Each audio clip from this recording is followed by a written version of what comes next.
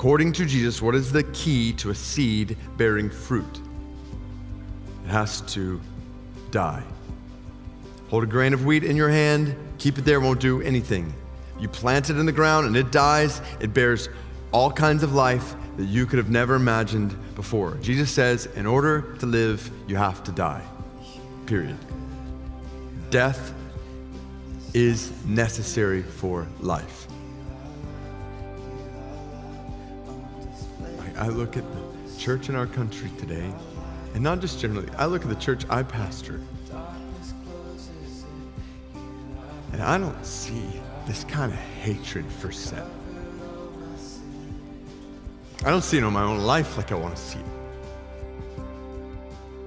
And I just think, why have I not led churches I've pastored to do this before? And we have so much farther to go. We're trying to grow in all these. I don't know what this needs to look like, but I do know we spend hours doing all sorts of stuff in the church and relative minutes in prayer.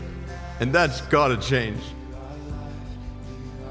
I'm guessing there's hours and hours and hours spent in all of our lives and ministries and work and school and church doing all kinds of stuff and relative minutes in prayer. God to help us to change, because think about, what is prayer? Prayer is death to self. If we don't pray, we're basically saying to God, we can do this without you. But we can't. We can't. We need God. And we realize, right? Prayer at its root, prayerlessness at its root is pride.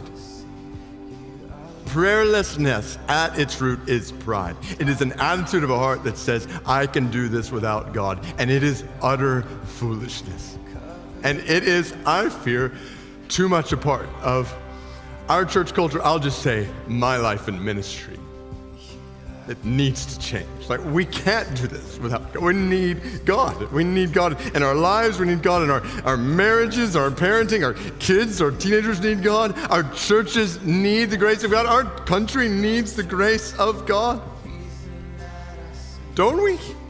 And we have plenty of reason to pray. If we believe we need God, then we will pray, like really pray, like cry out to God with passion, because we can't go on without Him. God, help us to die to ourselves in these ways. In order to live, you have to die to self. What will it take? God to bring us to a death to sin and a death to self.